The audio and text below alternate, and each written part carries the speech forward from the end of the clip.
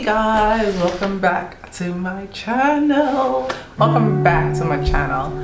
This video is going to be a bit touchy, but whatever. I think this has to be said from a woman's point of view, so let's get on with the video. Hope you guys are doing well. So this video is titled Dear Man, She Doesn't Trust Your Leadership Because, and I'm going to basically, this is just coming from personal experience and also coming from other women I speak to. So it's funny, in my circle, a lot of my friends are either married, or divorced, single mom raising kids, or we're gonna say, or just not married yet. But majority of my friends are married with kids. So we're married women. We talk to each other. Women tend to talk a lot, so we talk to each other about like stuff that our spouse is doing that we don't really care for. We just vent. We are women. We vent. So it's good to have women friends, but we talk about everything. So just based on our conversation, felt like I needed to make this video. So here goes. Dear man, she doesn't trust your leadership because. So number one, a man, I am a Christian, so I truly believe what the Bible says about a man being the head of the household and wife submitting to your spouse. Now the submission part always scares people, but I do believe in that submission. But for a woman to submit to her spouse, she has to trust his leadership. She has to trust that he's not leading from a selfish point of view, but rather for what's beneficial for the family as a unit. And so if she doesn't feel that trust, there's no way she's going to trust his leadership. There's no way she's going to submit to its leadership. We're wired that way. There's no way. So some reasons why a spouse or wife may not trust the leadership of her spouse is because, again, the trust issue. If there's no trust, how is she going to completely submit herself to somebody? So this is a good example. Say for instance, you're driving a car with somebody who's driving really reckless, right? And you get out of the car. The next day the person says, oh, I want to drive so-and-so to so-and-so place. Can you ride along with me? Because of the previous experience, right, with that person driving reckless, you will be a little hesitant to jump into the car and drive to this so-and-so place with that person. You'll be hesitant. You'll be like, you know what, no, I'll meet you there, or you know what, not this time. You'll be reluctant. And that's not because you don't want to do it, but because, hey, the way that person was driving, the way that he's transporting you to that location, the way that they're driving is reckless and they can endanger you, even though you want to follow them, right? So the same thing with the spouse. Like, you're married, you want to follow his leadership because, again, I said I'm a Christian, so I do believe in the man being the head of the house. So I do believe that a lot. But I think there are some caveats, there's some exceptions, because if the man is leading from a selfish point of view, if he's leading from a point of view that only serves his, I guess, future plans, then that's not a leadership that I will submit to or want to trust. Another reason why a wife will not trust the leadership of her spouse is because she doesn't see a humble, loving servant leader. Like, that's a lot of word in one sentence, but she doesn't see a humble, loving servant leader. Meaning that again, I'm a Christian. God says in the Bible, it says to love your wife as Christ loved the church, right? So that means if she's having a bad day, good day, emotional, hormonal, whatever, because we as women, and we women understand each other. I think it takes a lot for a man to actually understand us, but we women understand each other. We understand that our emotions are never even keeled all day long. We go up, we go down, we are happy, we're sad, we're Hormones play a big role. Like, there's a lot of things that play a big role in how we women react. That's okay to have emotions.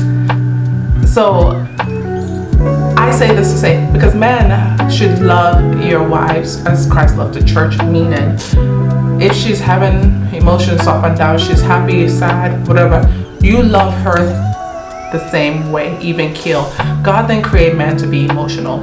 Yes, men get emotional, but he didn't create them to be as emotional as women are. There's the reason why. You can't have two emotional people in a relationship. It's just not gonna work. Somebody has to be the even kill one. So I say that to say he has to love his wife as Christ loved the church, meaning whatever she's going through, you should be understanding, you should care, you should listen, you should be even killed. You should just be basically a humble, loving servant leader. That's the truth. To be a leader is to be a servant. So that's the goal. So if you're not that, why would she trust your leadership? Why would she trust that she will feel safe around you? So for women, the major thing we want to feel is safety. We want to feel safe, then we want to feel secure. That goes hand in hand, right? So if you're not safe, if you're not secured, why would you trust a leadership? So if a leadership of a spouse who doesn't make you feel safe or secure, that's one. I know for a man to be a leader, the people under him have to be willing to be led, right? But it's so funny. It's kind of like the leader needs the people under him to want to be led, and then the people under him are looking up to that leader. They want them to serve that humble, loving servant leadership role. And if that person is not serving that role, they kind of don't want to be led by them. So it's kind of like a two-edged sword.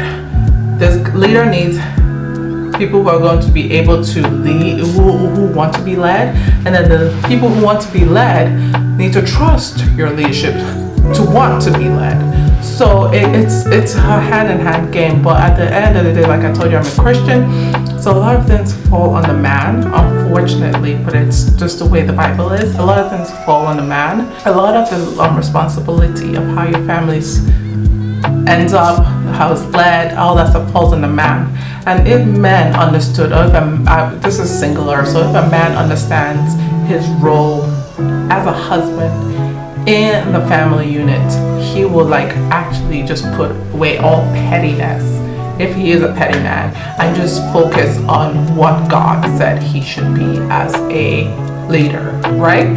The leadership aspect of this whole thing is that a man is supposed to lead, and if he's not leading, if his leadership if he's not leading the correct way, he's not going to be trusted. What can a woman or wife do, right, to help her spouse lead well, right?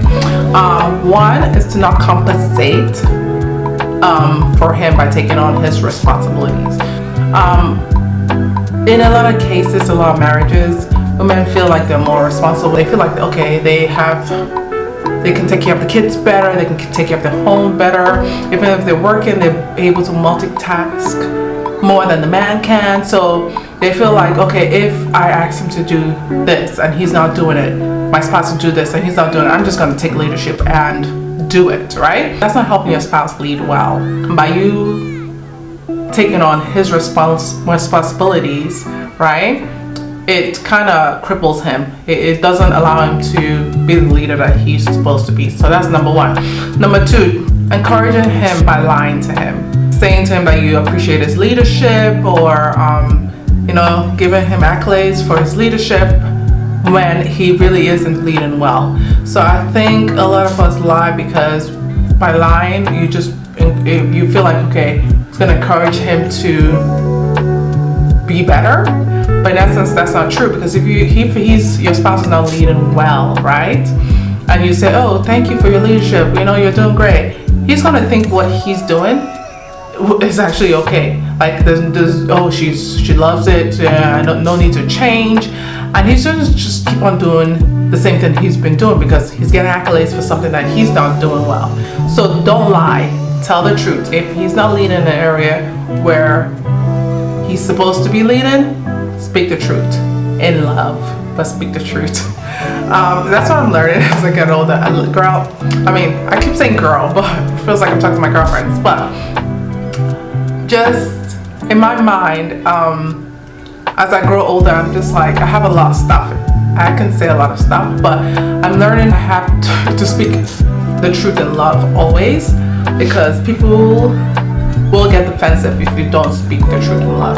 That's what I've learned. So again, this is not all falling on a man. Please don't get me wrong. I am a modern person.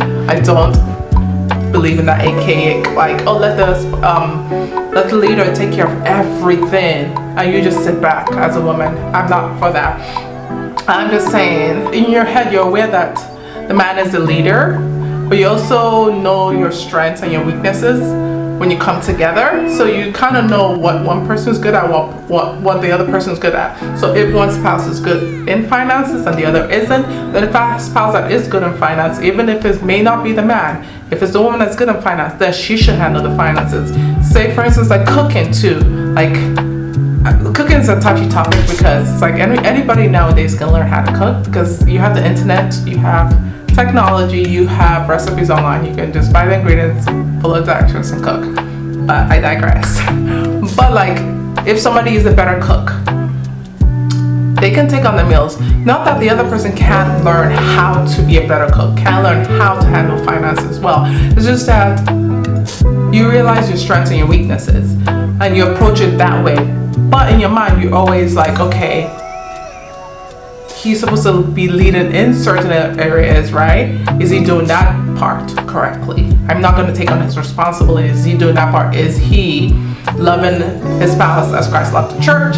Is he, this leadership is so huge. Is he being a servant? Is he being a humble, loving person? Is he?